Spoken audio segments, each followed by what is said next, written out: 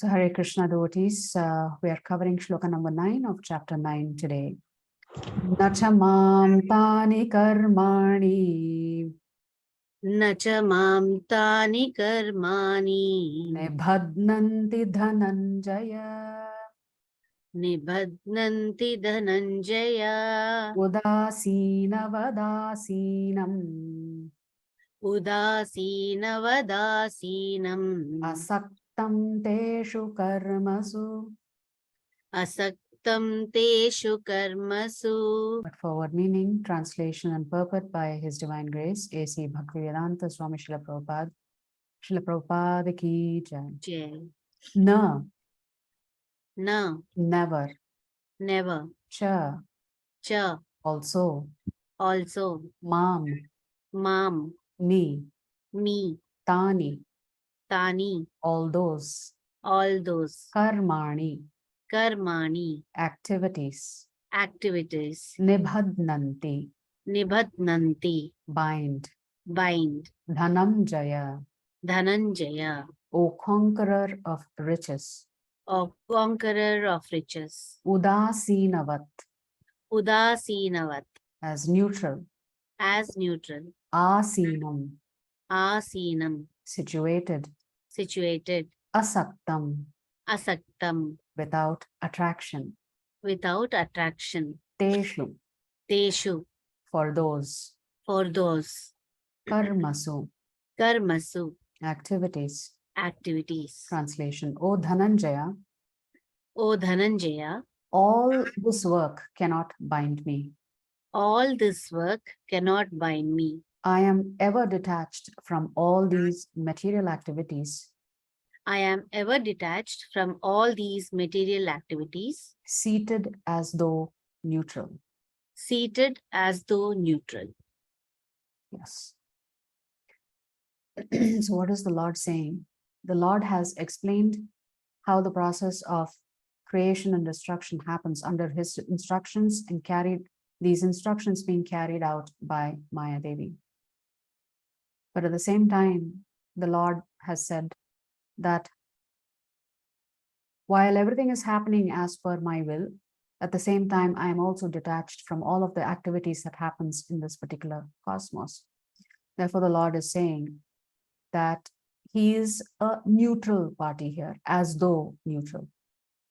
He is active, but he is neutral. So how do we understand this particular shloka? So let's take a look at what Prabhupada writes in the purport, and also we're going to look at what His Grace Chaitanya Charan Prabhu talks about in this particular shloka. So the Lord is aloof from his material creation, but is always busy in the spiritual world. So Prabhupada writes, one should not think in this connection that the Supreme Personality of Godhead has no engagement. In his spiritual world, he is always engaged. In the Brahma Samhita 5.6, it is stated, Atma Ramasya Tasyasti Prakritya na Samagamaha. He is always involved in his eternal, blissful, spiritual activities. But he has nothing to do with these material activities, which means one shouldn't think that the Lord is simply in his yoga nidra and not doing anything else. In the spiritual world, he is very busy. What is he busy with? A lot of activities with his pure devotees. Material activities are being carried on by his different potencies. The Lord is always neutral in the material activities of the created world. This neutrality is mentioned here with the word udasinavat. Although he has control over every minute detail of material activities, he is sitting as if neutral. The example can be given of a high court judge sitting on his bench. By his order, Prabhupada says, so many things are happening. Someone is being hanged, someone is being put into jail, someone is awarded a huge amount of wealth, but still, he is neutral. He has nothing to do with all that gain and loss.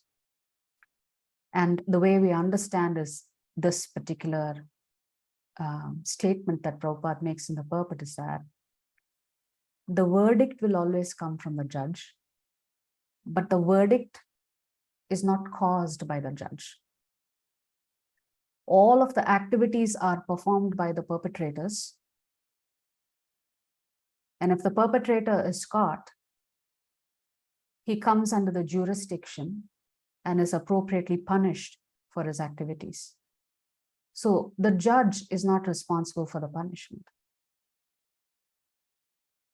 The judge only metes out the punishment, but the judge himself is not, or herself is not, responsible for the punishment of the Jivatma. So taking it a step deeper, cosmic justice is impartial.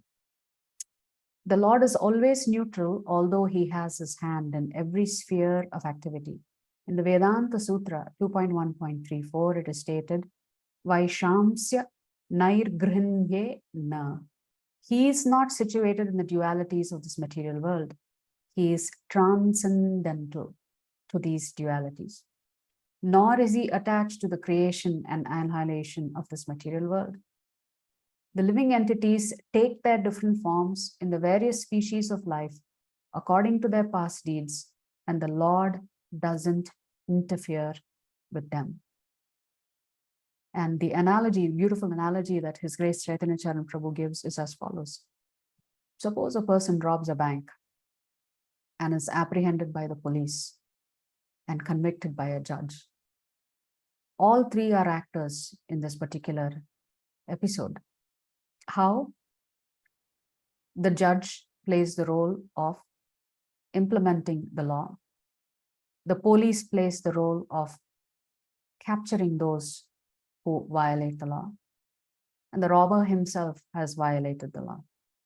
So that the judge gave the verdict based on which the police incarcerated the robber. Still, the judge is not the cause of the verdict. The robber's misdeed is. Similarly, in the operation of cosmic justice, three factors are involved: Prakriti, Krishna, and Jivatma. So in this case, if the Jivatma is perpetrating a misdeed, Krishna, as the judge, gives the appropriate punishment, and Prakriti plays the role of putting the Jivatma in jail to suffer for the punishment. Suppose we do a misdeed and get some misfortune as a reaction. In this case, we are like the robber. Material nature is like the police. And Krishna and his manifestation as the indwelling supersoul is like the judge. So the judge, the police, and the robber, Krishna, Prakriti, and Jivatma. The three players in this cycle of karmic reactions instigated by the Jivatma. So in that sense, the Lord is neutral, the Lord is impartial. He simply applies the law and instructs Prakriti to handle the punishment.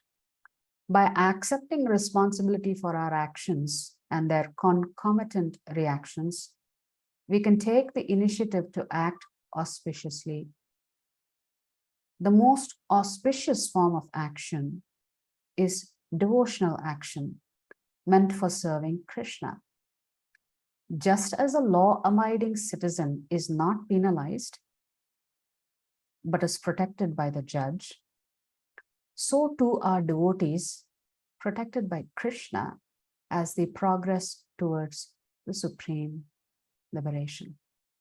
So in the 8th chapter, you can recall that particular shloka where the Lord says, this material energy of mine is very hard to overcome. And in the very next sentence, the Lord says, but if the Jivatma surrenders to me, he can easily cross over this ocean of miseries. So this is something that we have to remember, this particular instruction. If we serve Krishna, we avoid punishment. If we serve ourselves, well, we have to deal with the policewoman called Prakriti. So that's the essence of Shloka number 9. If you like our videos, please subscribe to our channel and turn on the bell notification. If you'd like to join our classes every day, please check the details in the description section of this video. We look forward to serving you.